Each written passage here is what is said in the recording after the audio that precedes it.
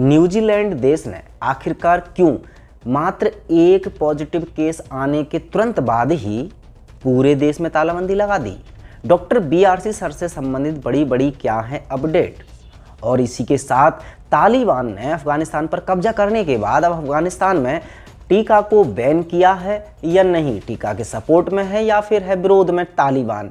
इसी तरह की 5 बहुत ज़रूरी खबरें इस वीडियो में आपको बताने वाला हूं। 5 खबरें जानने के लिए बने रहिए हमारे साथ।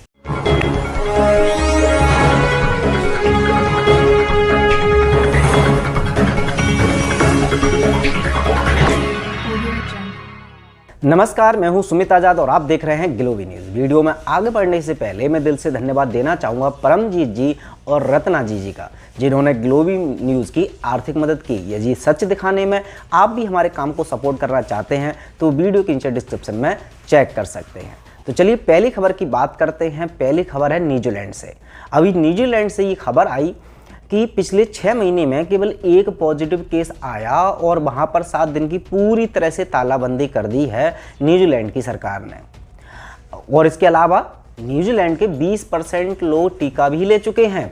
तो ये एक ऐसी सीख उन लोगों के लिए मिल सकती है जो लोग कहते हैं कि देखिए, आप जैसे भारत में तीसरी लहर की बात हो रही है और लोग कह रहे हैं कि भी तालाबंदी होगी।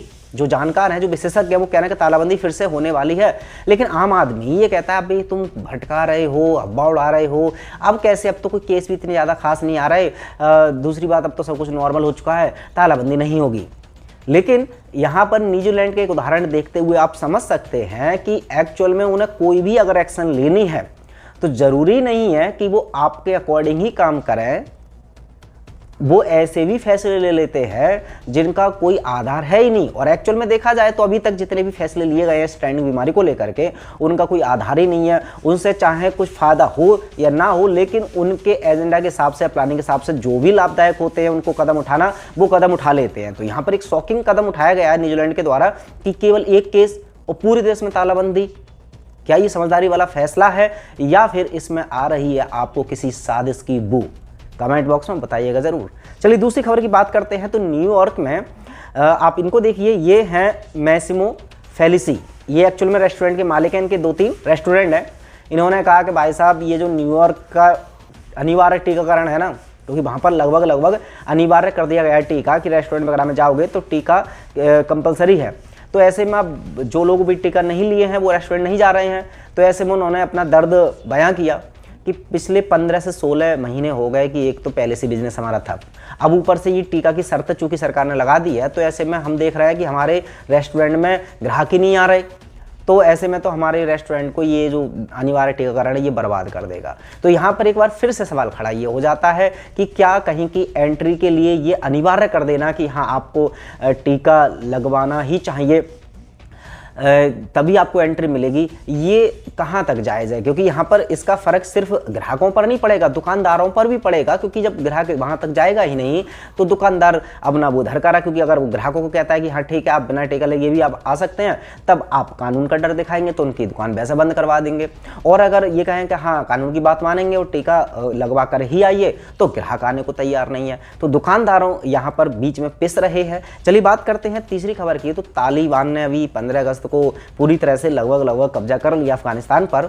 और अब जो WHO है उसकी चिंता बढ़ गई। चिंता इसलिए बढ़ गई क्योंकि अब भी अफगानिस्तान में टीकाकरण का जो रेट है बहुत ना के बराबर है। और तालिबान ने कुछ जगह तो पूरी तरह से बंद ही कर दिया, बैन कर दिया कि टीका यहाँ पर कोई भी नहीं लगवाएगा। तो अब ऐसे में चूंकि भाई तालिबान इसके विरोध में है, तो अब जो हेल्थ ऑर्गेनाइजेशंस है तो वो बड़ा चिंता में है। एक्चुअली में उनके जो WHO के कुछ ऑफिसर्स हैं उनको भी कैद कर लिया है। तो तालिबान चाहते हैं वो, हालांकि उनका जो कारण है वो मजहबी कारण हो सकता है, क्योंकि उनके कानूनों में ये भी आता है कि टीकाकरण वगैरह का वो अक्सर पैसे से भी विरोध करते हैं। तो इस वाले टीके को भी वो नहीं लगवाने देना चाहते हैं। अच्छा, आप अपनी ज़रा नज़र इस पर बुद्धि लगाते हुए कमेंट बॉक्स में ज़रूर बताइएगा कि आखिरकार तालिबान जो कि अफगानिस्तान में टीकाकरण के विरोध में है और टीकाकरण नहीं लगवाने देना चाहता है, तो ये तालिबान कहाँ तक ठीक है? तालिबान को आप क्या कहेंगे कुछ इनके बारे में? तो कमेंट बॉक्स में ज़रूर बताइएगा तालिबान के इस फैसले पर। बात करते हैं चौथी। तो अरविंद केजरीवाल जी ने उत्तराखंड में घोषित कर दिया है आप पार्टी की तरफ से एक CM। अब ये हैं कौन? ये हैं कर्नल अजय कोठियाल। ये एक्चुअल में पहले फौज में रह चुके हैं, कर्नल हैं। तो अब उन्होंने टैगलाइन भी रखी है आपने उत्तराखंड में कि आप अगला सीएम किसे देखना चाहते हैं उत्तराखंड में, एक फौजी या एक भ्रष्ट नेता। लेकिन यहाँ पर अब सोचने वाली बात है कि भी जिस चेहरे को आप फौजी फौजी बता रहे हैं, अगर वो राजनीति में आ गया है तो वो फौजी कहाँ रहे, वो नेता हो गए। तो वो नेता या दूसरा नेता, नेता नेता तो एक जैसे ही हो जाते हैं।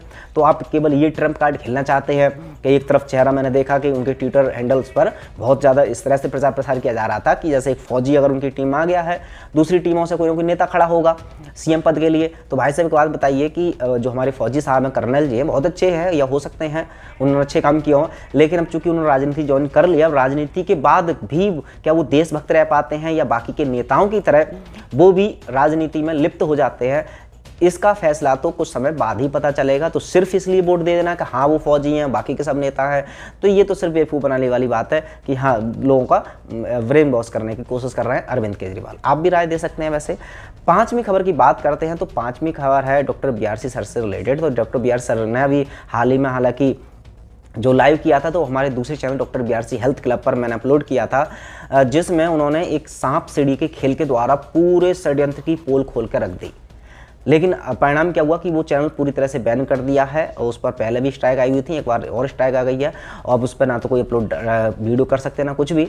ऐसे ही हमारा दूसरा बीआर क्रांतिकारी भी इस समय बैन पड़ा हुआ है, उस पर भी कोई वीडियो नहीं डाल पा रहे हैं। ऐसे हमारे नए जितने भी चैनल्स हैं सब के सब उन्होंने बैन कर रखे हैं। बस ग्लोबी न्यूज़ ये बचा है, इस पर भी मैं बहुत सोच समझ करके कोशिश कर रहा हूँ कि वीडियोज़ लाऊँ, लेकिन फिर भी अब सच चूँकि दिखाए बिना मैं रह नहीं सकता, इसलिए कुछ कोड वर्ड का यूज़ करता हूँ। लेकिन इसके अलावा आप लोगों का सपोर्ट रहता है तो बस मेरी भी हिम्मत बनी रहती है। तो ऐसे ही सपोर्ट करने के लिए चैनल को सब्सक्राइब जरूर कर लीजिए, जिससे कि कम से कम किसी न किसी माध्यम से मैं आपको सच दिखाने का प्रयास करता रहूँगा। एक चैनल बैन कर लेने दीजिए, दूसरा चैनल बैन कर देंगे, कब तक ही बैन करते रहेंगे। मैं तब तक हिम्मत नहीं हारूंगा जब तक भाई मैं कोशिश कर सकता हूँ। चलिए तो बात करते हैं अब डॉक्टर बीआर सर से। अब अपडेट क्या है, तो उन्होंने एक्चुअली में जो सांप सीढ़ी का खेल बताया था तो उसकी एक तो पीडीएफ आप लेना चाहेंगे तो डॉक्टर विश्वरूप, मतलब जो उनकी वेबसाइट है viswaroop.com/CSG, इस लिंक पर जाएंगे तो वो ये वाला जो पीडीएफ है इस या इमेज के रूप में इसको डाउनलोड कर पाएंगे और इसको अच्छे से समझ पाएंगे। समझने के लिए इसकी जो वीडियो है वो हमारे टेलीग्राम चैनल पर आपको मिल जाएगी, या डॉक्टर बीआरसी सर का भी जो टेलीग्राम चैनल है वहाँ पर मिल जाएगी। आप पहले वीडियो को समझ लीजिए और इस गेम के थ्रू पूरी जनता को दिखा सकते हैं कि एक्चुअल में ये गेम चल कैसा रहा है। इसके अलावा जो डेल्टा 72 बुक थी, इंग्लिश में थी, बहुत सारे दर्शक कह रहे थे यार हिंदी में होती तो हम भी पढ़ पाते, क्योंकि इसमें तीसरी लहर के आने से पहले ही बहुत सारे खुलासे कर दिए हैं तीसरी लहर के बारे में। तो अब ये हिंदी में भी उपलब्ध है। इसको कैसे डाउनलोड कर सकते हैं इसकी भी जो लिंक है इस वीडियो के डिस्क्रिप्शन में मिल जाएगी, या फिर आप हमारे टेलीग्राम चैनल से भी इसको डाउनलोड कर सकते हैं। टेलीग्राम चैनल का भी लिंक इस वीडियो के डिस्क्रिप्शन में आपको मिल जाएगा। तो चलिए ये थी पांचों खबरें, और खबरों के साथ और खबरें जानने के लिए बने रहिए चैनल के साथ। तब तक अपना ख्याल रखें। जय हिंद।